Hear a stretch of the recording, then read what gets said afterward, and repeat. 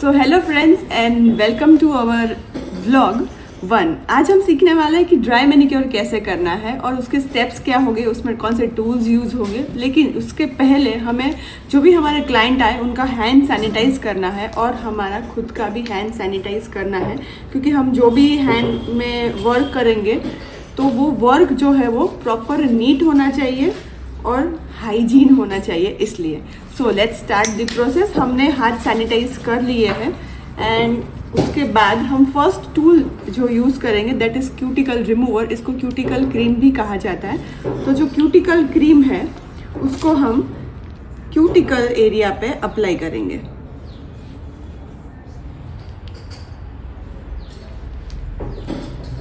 ये cuticle remover से जो भी हार्ड क्यूटिकल्स होते हैं वो सॉफ्ट हो जाएंगे, जिसकी हेल्प से हमारी जो डेड स्किन है वो आराम से रिमूव हो जाएगी। कोई प्रॉब्लम क्लाइंट के हैंड पे नहीं आएगा। ठीक है, उसके बाद क्यूटिकल क्रीम अप्लाई करने के बाद क्यूटिकल पुशर को यूज़ करना है। This is a cuticle pusher.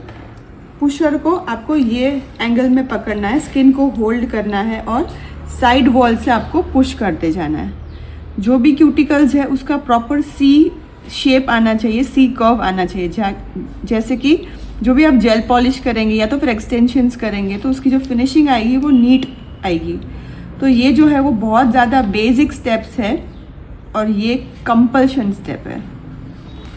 ठीक है, बहुत ही जेंटली आपको क्लाइंट के फिंगर को होल्ड करना है और क्यूटिकल्स को पुश करना है।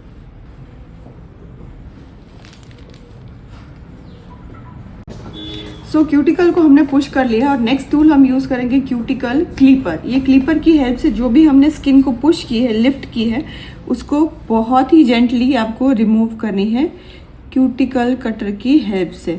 जितनी भी डेड स्किन है उसको ही रिमूव करनी है, आपको लाइव स्किन है वो रिमूव नहीं करनी है। अगर बाई चांस आप लाइव स्किन रिमूव कर देंगे तो क्लाइंट के हैंड्स पे ब्लीडिंग स्टार्ट हो जाएगा। ठीक है, तो बहुत जेंटली आपको विथ केयर हैंडल करना है और डेड स्किन पूरी रिमूव करनी है।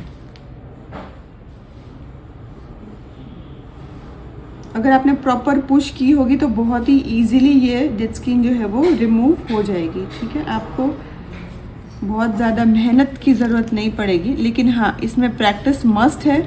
अगर आप बिगनर हो तो ध्यान रखना कि पहले आपको खुद के हैंड्स पे प्रैक्टिस करनी है, आपके फैमिली मेम्बर्स के हाथ पे प्रैक्टिस करनी है, फिर जाके आपको क्लाइंट के हाथ पे प्रैक्टिस करनी है। ठीक है, अब क्योंकि अब डायरेक्टली अगर क्लाइंट के हाथ पे प्रैक्टिस करेंगे तो क्यूटिकल में से ब्लीडिंग होने के चांसेस बढ़ जाएंगे। सो नेक्स्ट स्टेप, क्यूटिकल को हमने रिमूव कर लिया, लेकिन साइड वॉल्स की साइड की जो स्किन होती है वो बहुत ही ज़्यादा हार्ड होती है, तो उसको हम रिमूव करने के लिए क्यूटिकल क्लीनर यूज़ करेंगे। क्यूटिकल क्लीनर की हेल्प से जितनी भी साइड वॉल्स की डेड स्किन है वो हमें जेंटली रिमूव करनी है।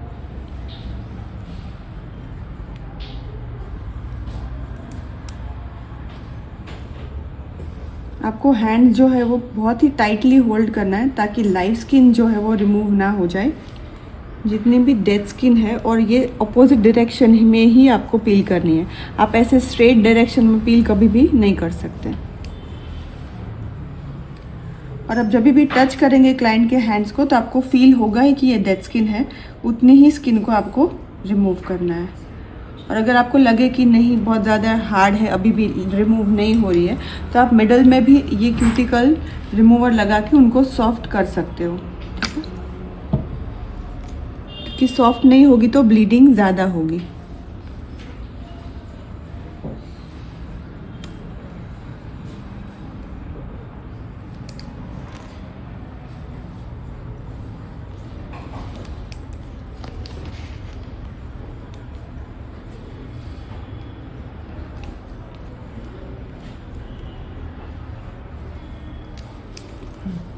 तो डेड स्किन को रिमूव हमने कर ली है। जो भी नेचुरल नेल्स है उनको हमें शेप देना है। क्लाइंट के नेल्स जो है बहुत ही ज़्यादा छोटे हैं, लेकिन फिर भी जो भी एंड्स है, एजेस है वो शार्प है, तो वो शार्प एजेस को हमें बफ करना है। अगर आप नेचुरल नेल्स पे बफिंग कर रहे हो, शेप दे रहे हो, तो उनके लिए जो बफर यूज़ होगा दैट इज़ मीडियम बफर।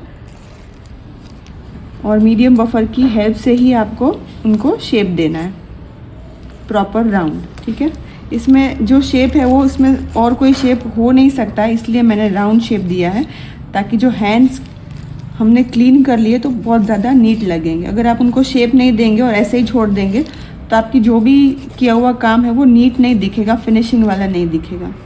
तो उसके लिए आपको हमेशा ध्यान रखना है कि भले ही क्लाइंट के नेल्स जो है वो बहुत ही शॉर्ट हो, लेकिन उनके जो शार्प एजेस होंगे उनको आपको प्रॉपर राउंड शेप में कर देना है।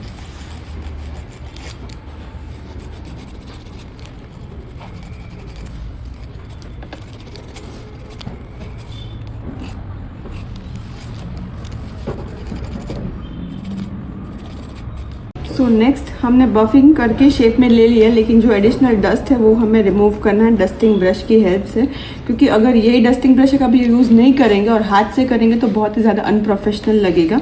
सो इसलिए आपको हमेशा डस्टिंग ब्रश की हेल्प से ही एडिशनल डस्ट है वो रिमूव करना है। इसके बाद ही आपको सॉफ्ट बफर यूज़ करना है। सॉफ्ट बफर किस लिए, जो नेचुरल नेल्स की शाइन होती है वो शाइन को रिमूव करने के लिए हमें सॉफ्ट बफर यूज़ करना है, कि जो नेचुरल नेल्स के ऑयल होगा वो ये रिमूव कर देगा। नेल के टोटल 7 लेयर्स होते हैं, एक भी लेयर्स हमें निकालना नहीं है, सिर्फ जो शाइन है वो ही निकालनी है। और प्रेशर आपका बिल्कुल लो होना चाहिए, बहुत ज़्यादा प्रेशर करके ऐसे आपको बफ नहीं करना है। और एक ही साइड पे एक ही बार आपका बफर जाना चाहिए, उससे ज़्यादा नहीं।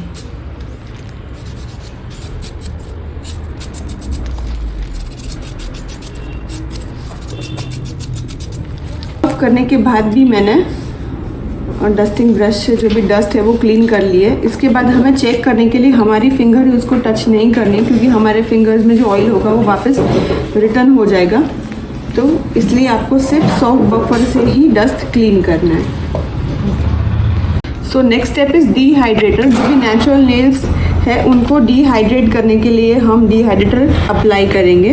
ये जो है वो एयर ड्राई होगा, इसके लिए आपको लैम्प की ज़रूरत नहीं पड़ेगी। और ये यूज़ करने से क्लाइंट के नेल्स सेफ़ हो जाता है, उन पर कोई भी फंगल इन्फेक्शन नहीं होता है और हाइड्रेशन लेवल जो है वो बैलेंस हो जाता है।